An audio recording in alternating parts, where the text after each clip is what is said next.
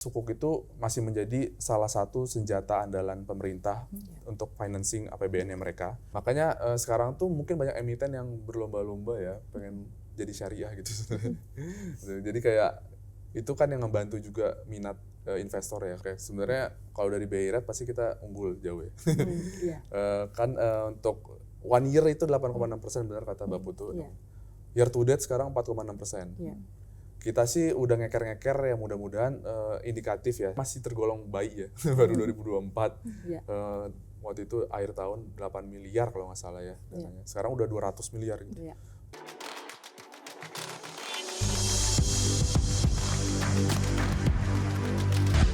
Halo, selamat datang di podcast Bareksa Insight bersama saya Hanum Kusuma Dewi. Dan kali ini saya ditemani oleh Niputu Kurniasari, CEO dari Bareksa. Halo Hanum. Sehat-sehat Mbak Putu? Sehat, alhamdulillah. Tetap semangat untuk berinvestasi. Iya, super sekali. Dan kali ini kita kedatangan tamu mungkin sudah tidak asing lagi ya, ini manajer investasinya yaitu Shalendra Capital. Oke, mari kita sambut Raffi Aulia, Fund Manager dari Shalendra Capital. Halo, selamat siang semuanya. Oke, thank you banget ya Mas Raffi ini udah datang sini. Mungkin bisa ya sebelum kita mulai nih pembahasan kali ini kita mau membahas tentang reksadana gitu ya. Sebelumnya mungkin bisa diceritakan nih latar belakang dari Mas Raffi sendiri gitu di mungkin udah berapa lama sih di capital market dan sekarang tuh lagi pegang fund apa aja gitu. Oke, mungkin mau sharing juga ya. Sebenarnya kalau misalkan di Shalendra ini pengalaman pertama nih, tahun pertama di capital market gitu. Sebelumnya industrinya beda gitu. Dulu tuh sempat kerja jadi auditor di PwC, sempat juga kerja di company gitu ya. Nah, emang pada saat itu COVID ya. Pada saat itu COVID kayak mencari opportunity lain gitu ya. Dan memang sebenarnya pada saat itu kebetulan jodoh nih di Shalendra masuk tahun 2021 ya. 2021 kemudian pertama tuh jadi investment analyst dulu, khusus untuk fixed income. Jadi kan tim kita dibagi dua, ada tim fixed income, ada yang tim equity. Di sini saya masuk tim fixed income dari 2021, kemudian jadi analis setahun, selanjutnya langsung jadi fund manager gitu ya. Awalnya ngelolanya money market dulu nih, money market. Setelah itu lanjut lama-lama udah megang fixed income sekarang. Beberapa reksadana yang kita kelola itu ada, kalau money market ya itu ada Shalendra Syariah Money Market Fund, itu money marketnya.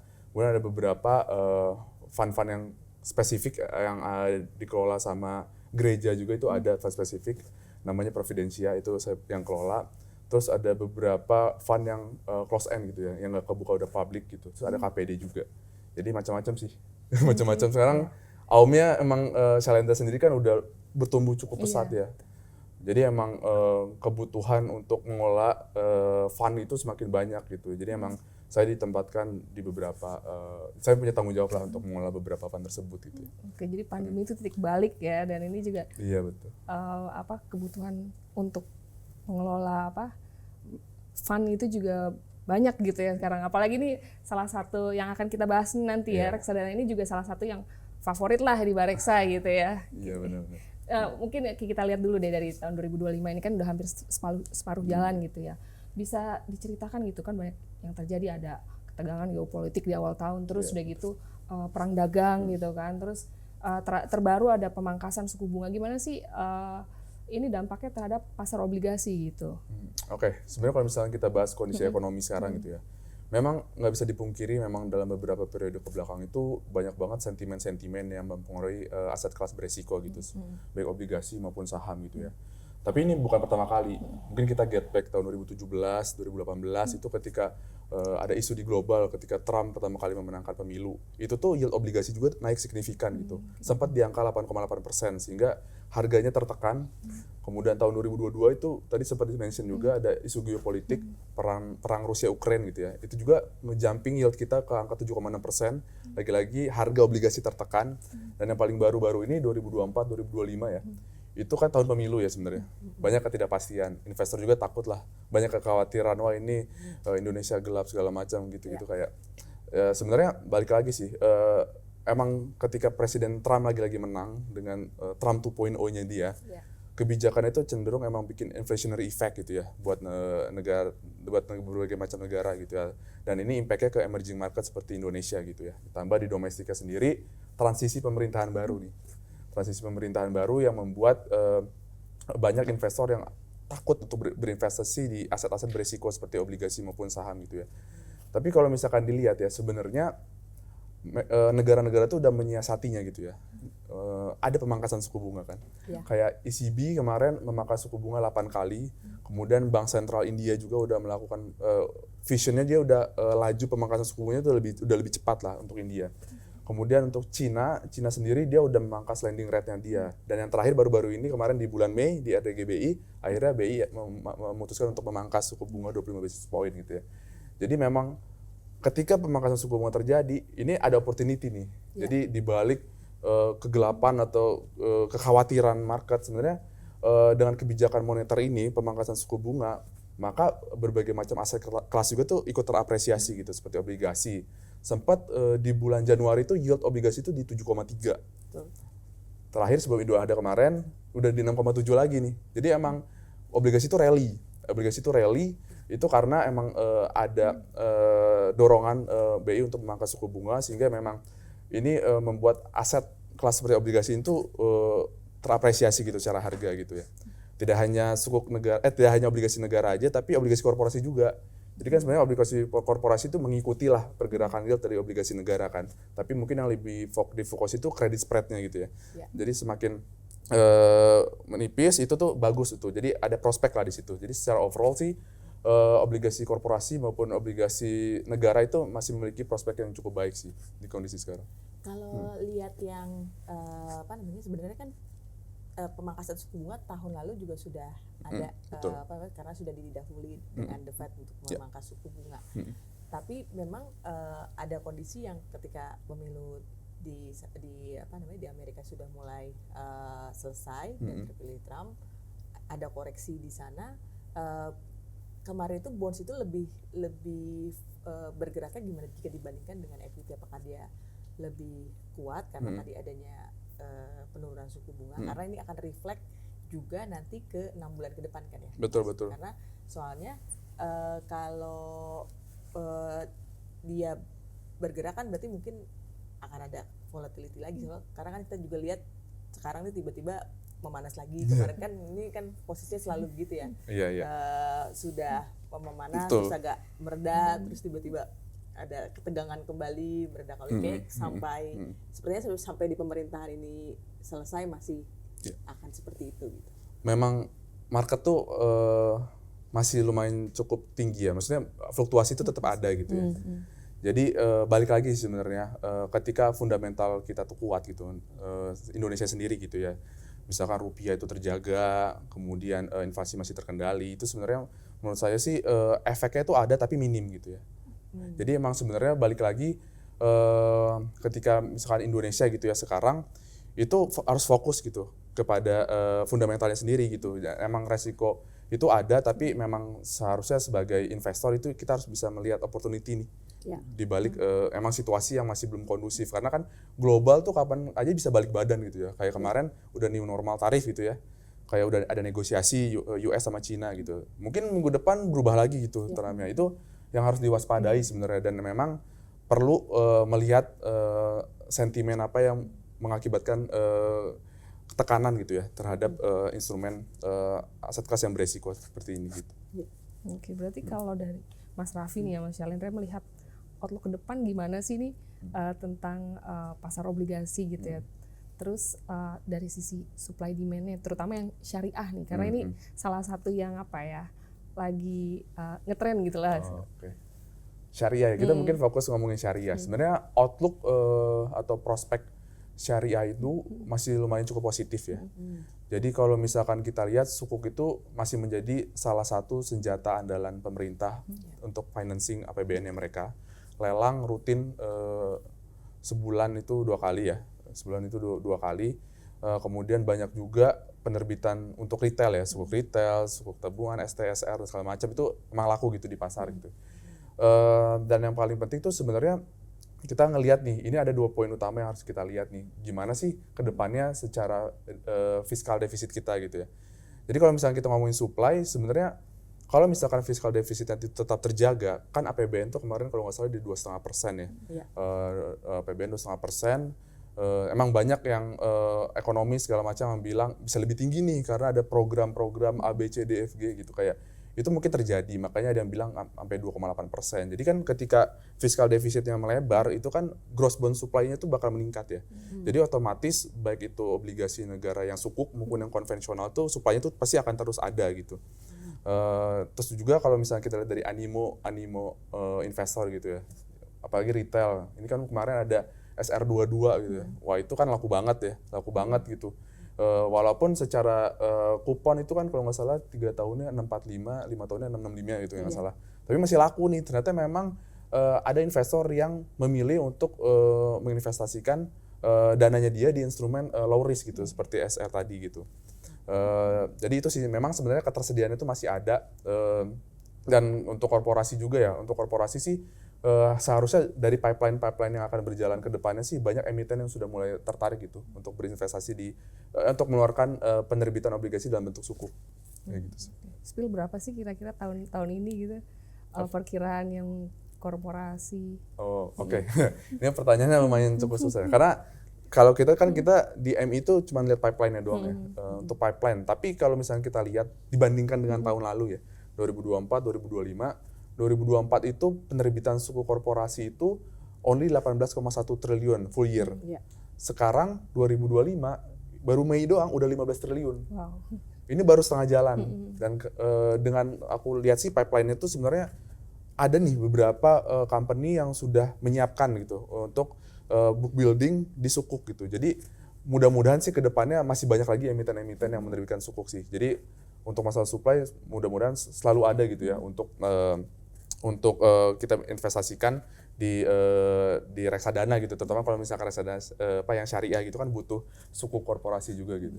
Kalau lihat dari kalau lihat berdasarkan dari industri MI sendiri, itu kan memang ketersediaan atas produk itu kan juga memang syariah dibandingkan dengan konvensional masih tetap lebih banyak yang konvensional. Betul sekali.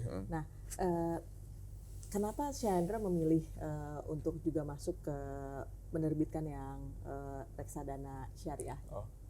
Oke, kalau misalkan ditanya kenapa, emang kita itu belum punya nih reksadana pendapatan tetap yang basisnya syariah sebenarnya dari awal. Sedangkan kita lihat ada kompetitor itu sudah mulai jalan duluan gitu ya. Di tengah kondisi market yang pada saat itu tuh lagi tertekan gitu ya. Kita rasa kita butuh launching fund ini gitu. Kita perlu push fund ini agar bisa memberikan kinerja yang optimal dengan timing yang pada saat itu lagi oke gitu. Jadi ya udah, jadi kita sebenarnya fund ini dari tahun 2024, tapi kita push itu di akhir tahun kemarin ya. Akhir tahun kemarin sampai sekarang sih. Jadi emang kita emang butuh fund yang basisnya pendapatan tetap tapi syariah gitu supaya untuk diversifikasi juga sih dari konvensional syariah. Karena memang kalau misalkan kayak mungkin smart investor Bareksa tuh dulu sudah cukup familiar dengan Shandra pendapatan tetap premium. Cuman dulu kan memang basisnya obligasi korporasi, tapi kemudian dalam perjalanannya kan juga sudah mulai ada sedikit pergeseran dari sisi pengelolaan. Betul. Nah, apakah nanti Shalendra Syariah Fixed Income ini sama dengan Shandra pendapatan tetap premium atau ada perbedaan cara pengelolaan? Kalau misalkan strategi pengelolaannya, yang pertama tentu basisnya beda karena kan ini efek syariah, terutama dari segi barangnya. Tapi kalau misalkan dari alokasi, sebenarnya si Shalendra Syariah Fixed Income ini lebih less volatile sebenarnya. Kenapa? Karena alokasi corporate bondnya itu atau suku korporasi maaf ya, ini kan syariah, itu 80-85%. Dan 15%-nya itu diisi sukuk negara, tapi tenornya itu nggak begitu panjang. Jadi ketika market itu lagi crash atau misalkan lagi tertekan gitu ya, dampaknya itu sangat minim gitu ya. Jadi 15% itu diisi PBS sama time deposit. 85%-nya kita hold to maturity, kita beli suku korporasi dengan kupon yang relatif tinggi ya. Jadi kita blended kupon tuh 8-10% ya. Kita makanin dari situ. Dari situ fund ini bakalan terus berjalan, dan kalau misalkan marketnya ini kan masih fluktuatif ya. Yang mudah-mudahan sih kalau misalkan ada mungkin bakal kena hit, tapi mungkin nggak akan terkena impact seperti mungkin fund yang lebih agresif gitu. Kalau SPTP tuh sebenarnya sekarang itu komposisi obligasi korporasinya tuh masih gede juga. Sekarang tuh kalau nggak salah tuh di 70-75% lah. Tapi untuk government bond-nya itu lebih panjang. Government-nya lebih panjang. Jadi durasi untuk government bond-nya itu lebih panjang supaya ini kan ada fitur namanya kan surrender pendapatan tetap premium ya. Jadi dengan ada premium itu sebenarnya kita mau looking for opportunity tuh kayak kalau misalkan bondnya rally mungkin akan rally, tapi kalau misalkan marketnya terkena gitu, ada crash segala macam ya mungkin lebih resikonya lebih tinggi dibandingkan dengan syariah fixed income fund. Berarti kalau misalkan yang bagi smart investor yang ingin lebih less volatile bisa masuk yang ke syariah. Betul, iya, betul. Oke, nah terus kalau tadi kan dibilang nih kan sukuknya tadi blended kuponnya bisa sampai 8-10%. Oke, itu menarik banget. Tapi kan kita harus mitigasi risikonya juga gitu. Mungkin bisa dijelaskan ini dalam memilih obligasi atau sukuk ini ya, sukuk korporasi ini apa aja sih yang harus dipilih gitu, seleksinya, proses seleksinya seperti apa? Oke. Mungkin tadi mau nambahin juga Mbak Putu. Jadi strategi pengelolaannya itu untuk itu kan kita alokasikan di 80-85%. Cara pemilihan suku korporasinya itu yang pertama ratingnya tuh minimal single A. Jadi udah kalau di bawah itu kita nggak bisa masuk. Kemudian untuk tenor kita biasanya ngambil 3, 5 atau 7 tahun ya, tergantung dengan credit risk assessment kita kayak gimana. Dan yang tentunya harus berdasarkan prinsip syariah juga. Jadi itu kan ada 2 rasio utama yang paling penting untuk syariah ya sebenarnya. Yang pertama kan total utang berbunganya itu dibandingkan total aset itu harus kurang dari sama dengan 45%. Kemudian yang kedua itu total pendapatan non riba itu harus kurang dari sama dengan 10% dibandingkan dengan total pendapatan secara keseluruhan. Jadi layering pertama itu udah dibantu lah sama OJK, koordinasi sama Dewan Pengawas Syariah, udah terdaftar di daftar efek syariah, itu udah ngebantu lah. Sisanya ini kita sebagai fund manager ngefiltering nih, kayak suku korporasi ini oke atau enggak nih, masuk dengan kredit review kita atau enggak gitu ya. Yang pertama mungkin fundamentalnya sih balik lagi ya. Karena kan kalau kita ngomongin bond itu sebenarnya kredit risk ya, kayak kemampuan dia untuk membayar utang yang jatuh tempo segala macam lah. Maka dari itu kita tentu ngecek cash flow sehat atau enggak. Ini ratio terkait dengan utang gitu, total debt segala macam itu kita cekin. Dan yang paling penting GCG-nya sih. Jadi kayak siapa di balik itu, siapa owner-nya siapa, bisnisnya seperti apa, itu paling penting. Yang kedua, tujuan penerbitannya untuk suku korporasi itu, kayak tujuan penerbitannya ini ternyata produktif nggak nih untuk pertumbuhan perusahaan tersebut, impact seberapa besar sih buat revenue, buat EBITDA segala macam, itu kita lihat juga tuh, kita assess. Terus udah gitu kita lihat juga nih proyeknya ini berlandaskan prinsip syariah atau enggak, itu kan perlu dilihat juga itu sebagai kontrol kita lah, kontrol risiko kita. Yang terakhir ya durasi sih. Kalau durasi itu penentuan durasi emang kita relatif pendek ya, emang untuk menjaga volatilitas saja sih. Tapi tadi cukup menarik kalau misalkan syariah ternyata untuk memenuhi kebijakan yang syariatnya juga ada portion mengenai rasio utang ya. Iya, jadi betul. Itu sebetulnya hal yang kalau di kita untuk pegang surat utang kan hal yang sangat menjaga gitu. Berarti Betul. itu salah satu juga kelebihan produk syariah dibandingkan dengan yang produk konvensional. Ya mungkin produk konvensional pasti fund manager juga menjaga hal tersebut, tapi kalau di syariah ini include dalam kebijakan pengelolaan sesuai aturannya juga nggak harus dipikirkan itu. Benar. Ya, nggak bisa asal masukin sukuk ke ini. Sebenarnya kita terbantu sih karena ada layering itu ya. Bahkan ada per periode berapa bulan gitu ada proses cleansing gitu ya. Jadi kalau misalkan dia udah nggak memenuhi kriteria rasio tadi, udah di take out, nggak bisa nerbitin sukuk, nggak bisa buat bikin itu menjadi efek syariah, itu udah nggak bisa. Jadi emang kebantu banget sih. Ini kayak filtering awal lah untuk kredit analis ngelihat gitu ya. Jadi kalau dari sisi kan memang kan kalau musuhnya dari reksadana yang basisnya obligasi korporasi kan musuh utamanya bukan sisi volatility tapi sisi credit risk-nya kan. Artinya berarti ketika sudah masuk syariah justru itu sudah terfilter dan jadinya relatively lebih less risk compare sama yang konvensional. Ya betul. Makanya sekarang tuh mungkin banyak emiten yang berlomba-lomba ya pengen jadi syariah gitu sebenarnya. Jadi kayak itu kan yang membantu juga minat investor ya, karena demografi kita kan sebenarnya banyak populasinya tuh muslim ya. Ada yang strict masalah investasi gitu ya. Nggak bisa gitu kalau misalnya investasi riba segala macam. Tapi dengan ada perlu diedukasi lagi bahwa ini ada nih investasi dengan basis syariah gitu. Terbantu nih diawasi sama Dewan Pengawas Syariah segala macam. Itu sih jadi sebuah potensi ke depannya ya. Dan mudah-mudahan memang ke depannya tuh makin banyak emiten yang tertarik ya untuk menerbitkan suku korporasi. Tapi kalau dari sisi return nih, produk ini juga cukup menarik, imbal hasilnya sampai 8, sekarang sih per hari ini kita podcast ya 8,6%. Ya. Nah, tadi dibilang ini akan less volatile. Jadi apakah dalam jangka panjang ini akan relatif terjaga, atau patokannya berapa sih spread dibandingkan dengan imbal hasil obligasi atau yang bisa dijadikan patokan gitu, spread dari BI rate atau Oke. Sebenarnya kalau dari BI rate pasti kita unggul jauh ya.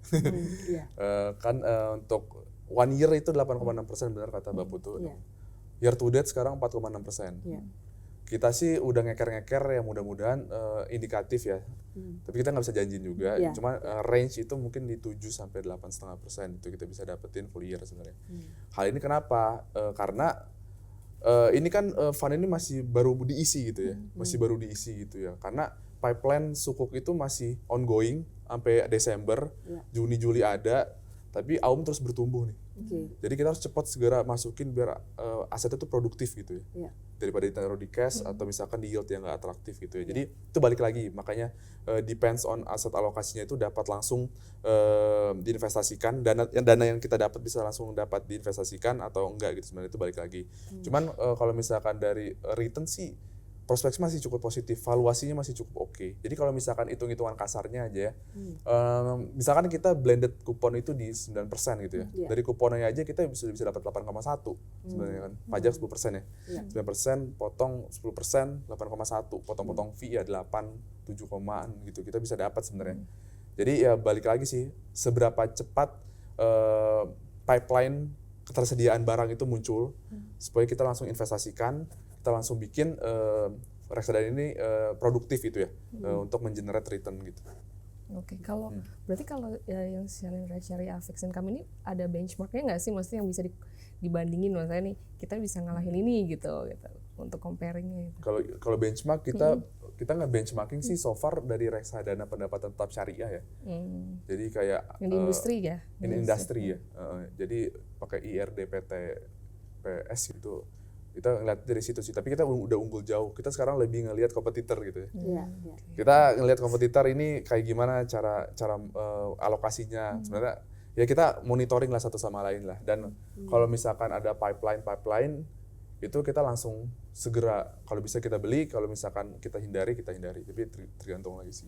Kalau di suku korporasi itu sekarang kebanyakan yang dipilih oleh Shalendra yang datangnya dari sektor apa? Oke. Kalau dari sektor atau mungkin sektor ya, ada pilihan tertentu lah, karena dilihat ini memang kita dari Shalendra tadi GCG-nya bagus kan. Kita tuh nggak ada spesifik industri Mbak sebenarnya. Kita balik lagi kuponnya menarik atau enggak, kredit resikonya terukur atau enggak, sebenarnya kayak gitu. Tapi kalau misalkan sekarang posisinya kita banyak di pulp and paper sih sebenarnya. Karena kan secara kupon mereka masih cukup atraktif lah ya. 10%, 10,5% lah. Itu bisa kita ambil karena kita ngelihat bahwa resiko kreditnya masih keukur sama kita gitu ya. Tapi kita nggak menutup kemungkinan ngambil dari industri lain gitu ya. Kalau misalkan ada energi kita beli, kalau misalkan ada apalah itu kita nggak very spesifik ke pulp and paper, tapi any industry yang menurut kita secara resiko kredit itu oke, itu kita pasti beli sih gitu. Jadi balik lagi untuk manage risiko juga ya. Iya manage risiko. Emang sebenarnya kita kalau bisa sih kita nggak terlalu overweight di satu industri ya, karena kalau misalnya industrinya tuh kenapa-napa itu rada bahaya juga tuh. Tapi ya balik lagi kalau misalkan kita punya justifikasi yang jelas gitu ya, yang clear, resikonya masih oke, keukur sama kita tetap beli gitu untuk industri tadi gitu. Iya. Kalau ya tadi, jadi salah satu untuk mitigate credit risk yang dilakukan oleh Shalendra adalah pemilihan dari sisi aset-asetnya. Tapi kan tidak menutup kemungkinan resiko pasti tetap ada kan kalau dari sisi korporasi. Nah, di luar tadi screening pemilihan ini ada strategi lain kan, jadi misalnya amit-amit misalnya ada yang menunda pembayaran kupon atau apa, itu kalau dari sisi Shalendra sendiri di luar tadi pemilihan emitennya ada hal yang untuk meminimalisir hal tersebut nggak? Jadi misalnya ada jika efek worst case-nya itu terjadi gitu, sehingga itu juga bisa meyakinkan kita dari smart investor bahwa ini ya secara pengelolaan memang sudah dijaga, walaupun tentu semua investasi nggak ada yang nggak ada resiko, tetap ada resiko gitu. Sebenarnya begini Mbak Putu, kita tuh emang rada strict di awal sih Mbak. Jadi emang ketika hal itu terjadi, itu kan hal yang nggak bisa kita hindari gitu. Jadi emang harus kuat di awalnya. Kita harus melakukan review secara detail gitu ya. Kita ngobrol sama berbagai macam teman kita juga di berbagai macam aset manajemen, bahkan kita sempat one on one sama manajemennya. Kita datang sendiri ke tempatnya gitu, kayak kita lihat pabriknya, kita tuh sampai kayak gitu. Jadi emang kalau misalkan preventif itu kayak gitu sih, tetap ujung-ujungnya baik kuantitatif. Kita harus tetap lihat itu.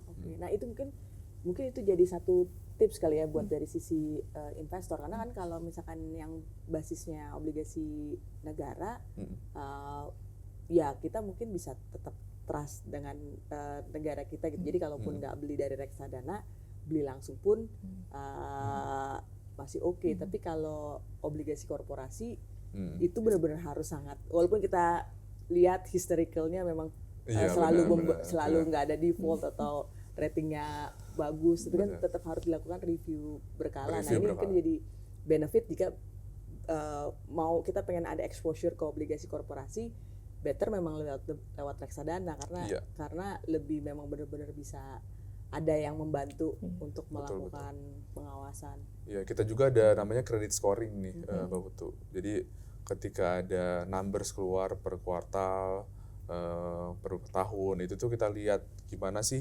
Karena kan kita ketika beli suku korporasi kan biasanya hold to maturity kan. Jadi kita nggak tahu, cuman harganya ya swing-swing aja berdasarkan yield kan, pergerakan yield. Tapi resikonya paling dalam kan ya kalau misalkan amit-amit default gitu ya. Makanya itu credit scoring ini perlu gitu. Kita melihat bagaimana sih secara tren dari sisi cash flow dia, apakah masih sehat atau enggak, gearing dia, coverage ratio, cara dia bayar bunga apakah masih oke, segala macam. Jadi itu sih kita strict filternya di awal itu tuh. Jangan sampai kejadian tiba-tiba gitu kayak gitu kan udah ada early signal gitu, warning di awal gitu. Dan juga terdiversifikasi kan ya. Kalau misalkan kita beli sendiri mungkin cuma bisa Wah iya, kalau beli sendiri ya itu sih susah, kalau beli sendiri hilang langsung. Nah, ini buat smart investor yang mungkin tanya nih, kan yang namanya pasar kan pasti dinamis gitu ya. Ya terutama seperti sekarang ini gitu, tadi juga dibilang penuh ketidakpastian gitu selama pemerintahan sekarang. Nah, kalau strategi terbaik nih buat investor untuk investasi jangka menengah sampai jangka panjang itu seperti apa?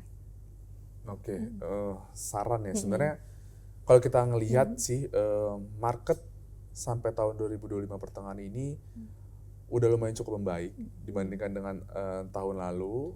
Itu gonjang-ganjing lah, global, domestik itu kena. Sekarang udah lumayan cukup mereda lah tekanannya.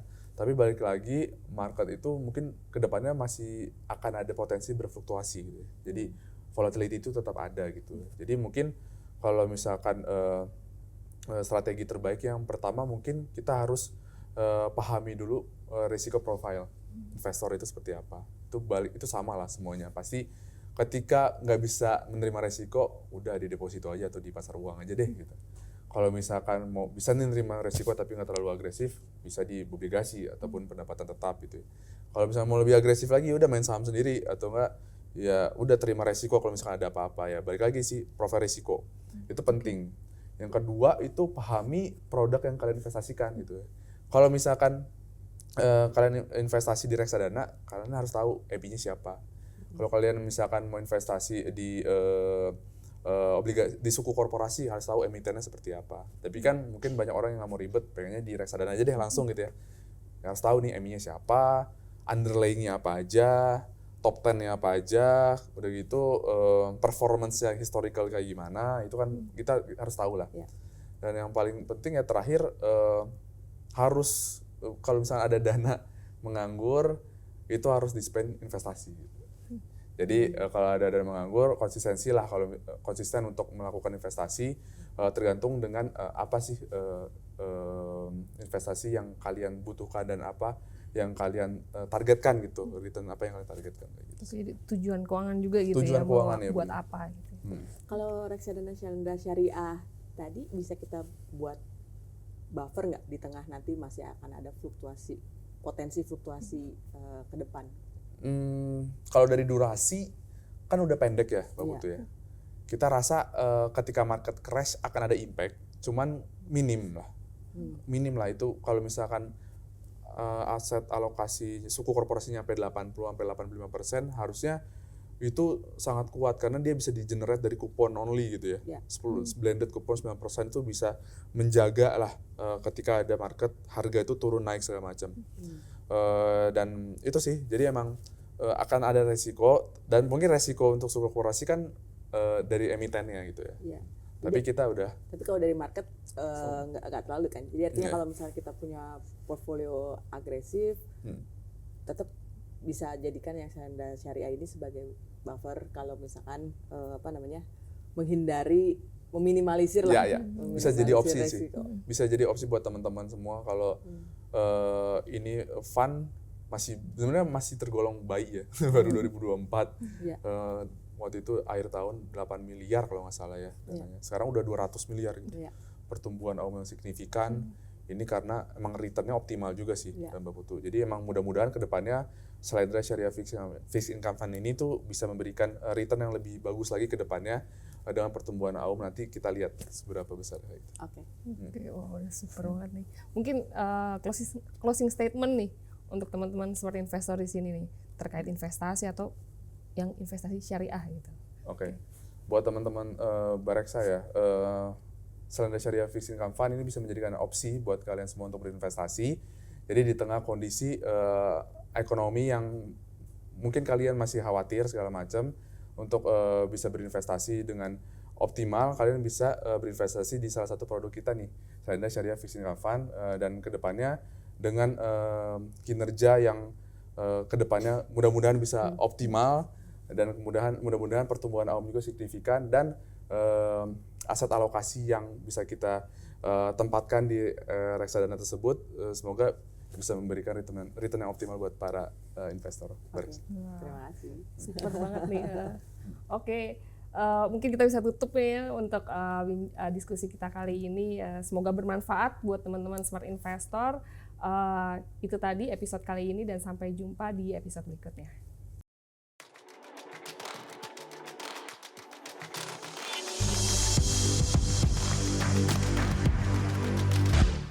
Forex and Insight.